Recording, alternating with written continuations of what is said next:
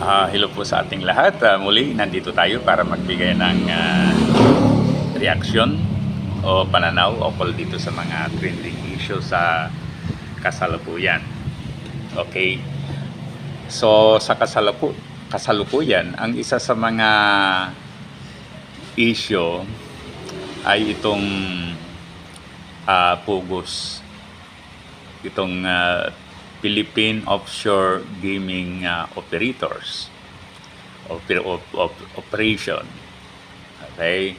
So, trending na trending yan dahil kung tignan mo sa social media, tignan mo sa mainstream media, laging dinidiscuss o may mga updates na balita ukol dito.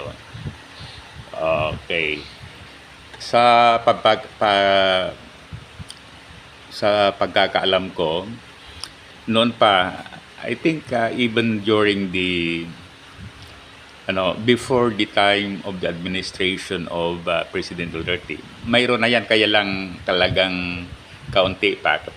Pagkatapos talagang namu-monitored, But during the time of President Duterte, yumabong yung yung operation ng FOGO. In fact, mayroon niyang laging naririnig natin na sinasabi ni former President Duterte na malinis siyang FOGO na yan. So, dapat daw ikuan natin dito sa Pilipinas dahil magbibigay yan ng employment sa mga Pilipino.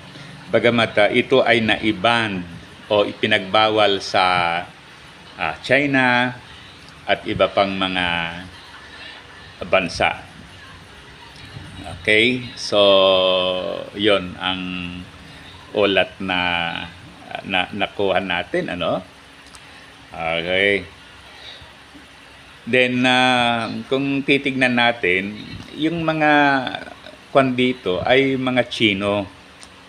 Usually, yung mga operators ay yung mga Chino. Pagkatapos recently, it was found out that karamihan ng mga Chino na operators nito ay may mga may mga offenses o kaya ito yung mga criminals na wanted sa iba't ibang bansa. So karaniwan ng mga operators tulad ng sinasabi natin ay mga Chino, ngunit bawal ito sa China. Kaya dito sila nag-ooperate. Ngayon, hindi lang pala sugal yung ginagawa ng mga ito, hindi lang yung mga gamings, kasama dito pala yung mga scamming, okay? Pagkatapos espionage, o kaya pagkatapos money laundering, at saka iba pang mga krimen. Then, recently, marami din mga pangyayari na nagpapakita na ito ay ginagamit para sa pag-ispya ng China sa Pilipinas. So, in fact, nakakatuwa ito.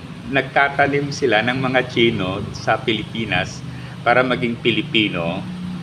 Siyempre, once alimbawa, karamihan mga officials natin ay mga Chinese, then ang mangyayari, siyempre, yung mga whatever decisions na gagawin nila ay maging pabor sa China because mayroon silang Chinese heritage o Chinese blood. O kaya baka widunan, baka sila ay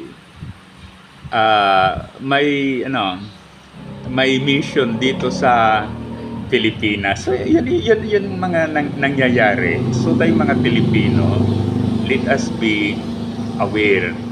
Okay, so imagine na bakit saan ano saan bansa na halimbawa isang company ay nagto-torture ng mga empleyado.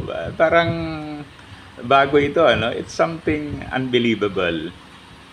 Halimbawa, hindi nagawa yung i-torture mo.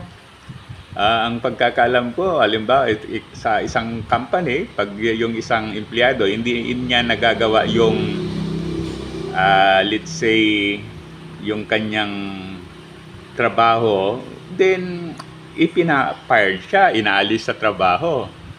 Ngunit in the case dito sa mga pugo, ayon sa mga ulat, sila ay tino-torture. Pagkatapos hindi sila nire-release. So parang slavery yan, nandun sila sa isang lugar, then they are not allowed to go out.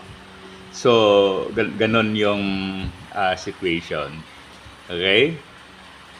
Kaya pagkatapos recently also, ang mga balita ay maraming mga high officials o yung mga dating officials na may matataas na katungkulan na involved dito. Okay, kaya pala ang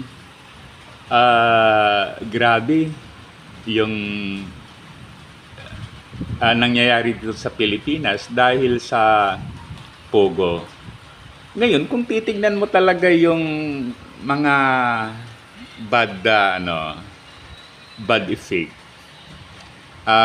ako bilang Pilipino, ang gusto ko ay maiban na yan para makakonsentrate tayo sa mga activity something na constructive, something na productive. Like halimbawa, gagawa ng mga appliances, gagawa ng mga devices, and so on. Okay? So, hindi yung sugal. Kasi, tulad nga ng sinasabi nila at naniniwala ako dito, walang yayaman sa sugal. Halimbawa ngayon, nanalo ka. Okay, so, easy money. But, tomorrow, hindi mo alam ba matatalo ka. So yung tinalo mo mawawala. So in fact ang isa sa mga cause ng family problem ayon sa ating yung nakikita natin ay yung bisyo, pag-inom, whatever na illegal drugs, gamit ng mga ito. Tapos yung sugal. Okay, kasi halimbawa, yung isang trabador, nagsugal siya, so yung kanyang kita naubos. So, wala siyang ibibigay sa pamilya. So, dapat dito sa Pilipinas, ikuha natin ang sugal. Bagamat marami tayong nakikita dyan na umiikot, may dalang bulpin, may dalang papel, siguro alam na ninyo yon. Okay? Pero kung minsan, parang kung ganyan-ganyan lang, 5 piso, parang lang, for excitement. Pero, sugal pa rin yan.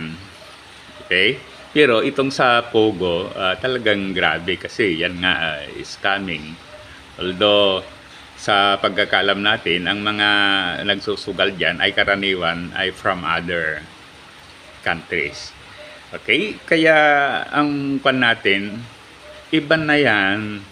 Let us concentrate on something na